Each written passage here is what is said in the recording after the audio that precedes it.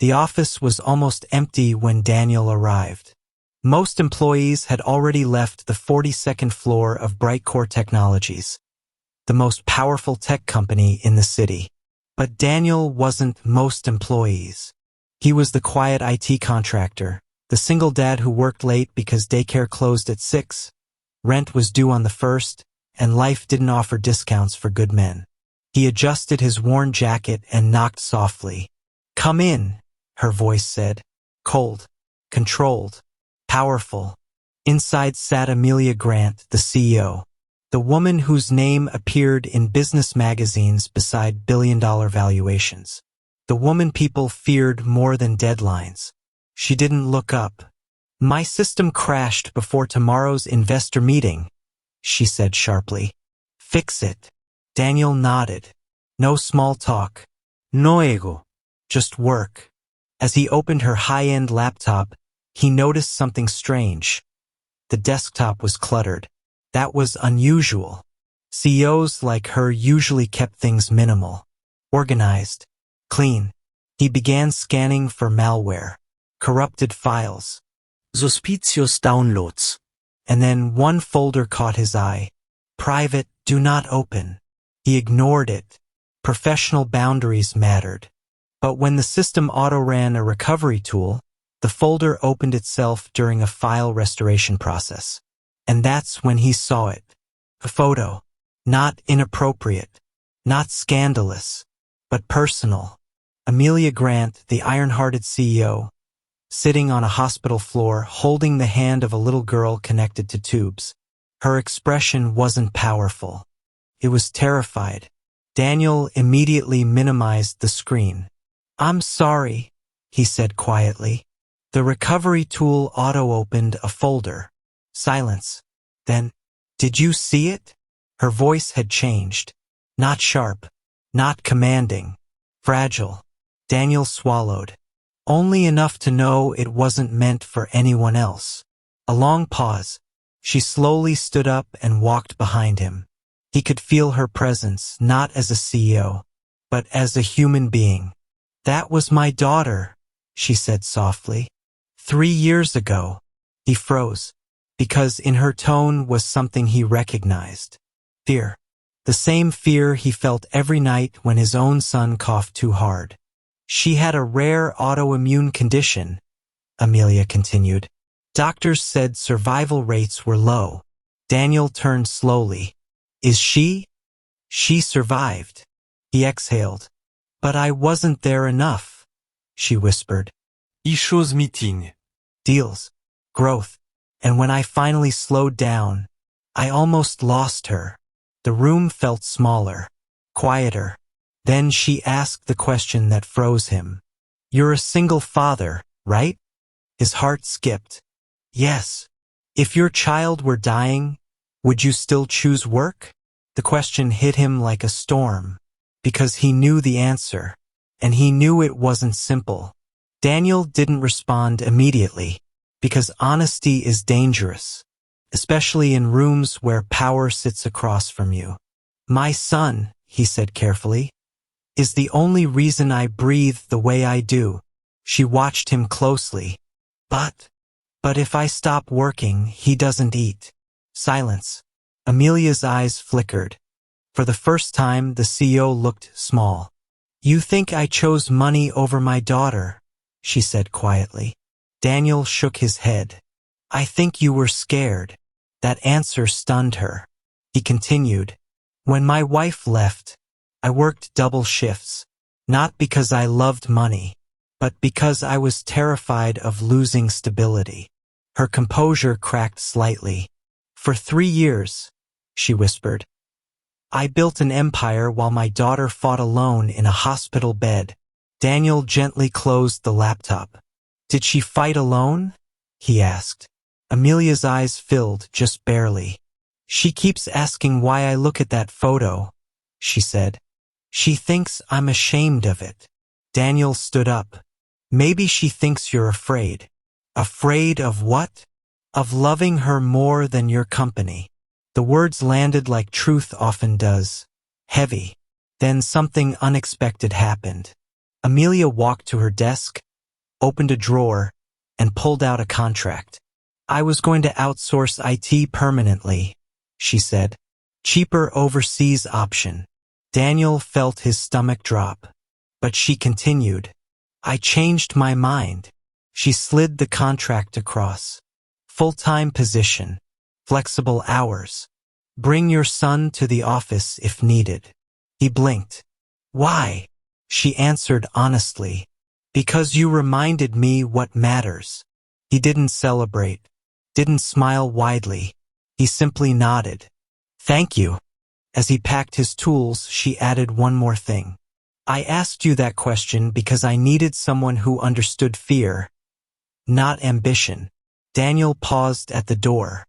For what it's worth, he said, your daughter doesn't need a perfect CEO. She looked at him. She needs her mom. The door closed. Amelia sat down slowly, and for the first time in years, she opened her calendar and canceled tomorrow's dinner meeting. Instead, she typed one message. Movie night. 3 dots appeared instantly. Yes, MOM. Red heart. Amelia smiled. And somewhere in the city, a single dad walked home knowing that sometimes fixing a computer fixes something much bigger. 3 weeks passed. Daniel adjusted to his new role at Brightcore Technologies. Flexible hours. Respect. Stability. For the first time in years, he picked his son up from school before sunset. But something had changed inside the building. Whispers. Closed-door meetings. And Amelia Grant different. Softer in private. Colder in public. One evening, Daniel stayed late to upgrade security servers before a major investor announcement. Amelia had an emergency board meeting scheduled with international stakeholders. At 8:47 p.m., the system flagged unusual activity. Unauthorized remote access. Executive-level credentials. Daniel frowned. No one should have access except Amelia. He traced the signal. It wasn't external. It was inside the building. His heart started pounding. Someone was trying to download confidential acquisition files, the same files scheduled to be revealed tomorrow. Corporate sabotage. He quickly locked the system. Seconds later, his phone buzzed. Amelia. Daniel. Come to my office. Now. Her tone wasn't fragile anymore. It was steel. When he entered, 3 board members stood inside, including Victor Hale, the CFO, a man known for smiling without warmth. Daniel, Victor said calmly, we have reason to believe you accessed restricted executive files tonight. The accusation hit like ice water. What? Daniel replied. Amelia's expression was unreadable. Our servers show your credentials initiated a lockdown, Victor continued. Care to explain? Daniel realized instantly. Someone used his new access level. He turned to Amelia. You know I wouldn't. Victor interrupted. Convenient that a contractor suddenly gains full-time access and immediately triggers a system breach. Amelia's jaw tightened. Enough, she said. She looked at Daniel. Did you access those files? He held her gaze. No. Silence filled the room. Then Daniel did something bold. Check the internal routing path. Victor's smile flickered. Amelia stepped to her screen and began typing. Seconds stretched like hours. Then, her eyes shifted. The routing path traced back. Not to Daniel's workstation, but to the CFO's private terminal. The room went still. Victor cleared his throat. This is clearly a manipulation. Security logs don't manipulate, Daniel said calmly. Amelia slowly turned to Victor. Why? Victor's mask slipped. You're emotional, Amelia, he snapped. Ever since that hospital incident, you've been distracted. Weak. The board needs leadership focused on growth, not bedtime stories. The words were cruel, calculated. Daniel felt anger rise, but Amelia raised a hand. You tried to sabotage the acquisition, she said quietly. Victor didn't deny it. If the deal failed, shareholders would demand new leadership. And there it was. The real virus. Power. Amelia pressed one button. Security entered within seconds. Victor was escorted out. The board members stood stunned. When the door shut, the room finally exhaled. Daniel turned to leave, but Amelia spoke. Stay. The board quietly dismissed themselves. Now it was just them. Silence.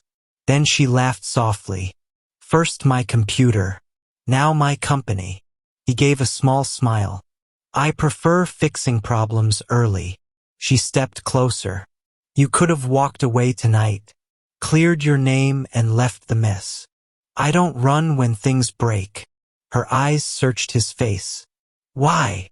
He hesitated, then answered honestly. Because I know what it feels like when someone stays. The air shifted. Personal. Dangerous. Daniel, she began. Her voice wasn't CEO anymore. It was a woman who had been strong for too long. That night, when you saw the photo, I asked you a question. He nodded. If your child were dying, would you choose work? She stepped closer. I realized something. What? I've been asking the wrong question. He waited. She swallowed. The real question is, can someone choose both? His heart tightened. Be a parent, she continued softly, and still build something powerful. He looked at her carefully. Yes. Her eyes glistened not from weakness, from relief. Daniel, I don't just trust you with my systems. The pause stretched. I trust you. The confession hung between them. Heavy. Real. He felt it too, the connection forged in honesty, not attraction. But before anything could shift further, her phone buzzed. A message preview lit the screen. From her daughter. Did you come to my school presentation today? Amelia froze. She had forgotten. Daniel saw the color drain from her face. And without hesitation, he said, Go. She looked at him. The board will survive 1 hour. Her car was gone within 2 minutes. Daniel remained in the office alone, finishing the security audit. He didn't know that from the hallway camera feed. Amelia paused before exiting the building. She looked back at the office lights still on in Daniel's workspace, and she smiled, because for the first time in years, she wasn't building an empire alone.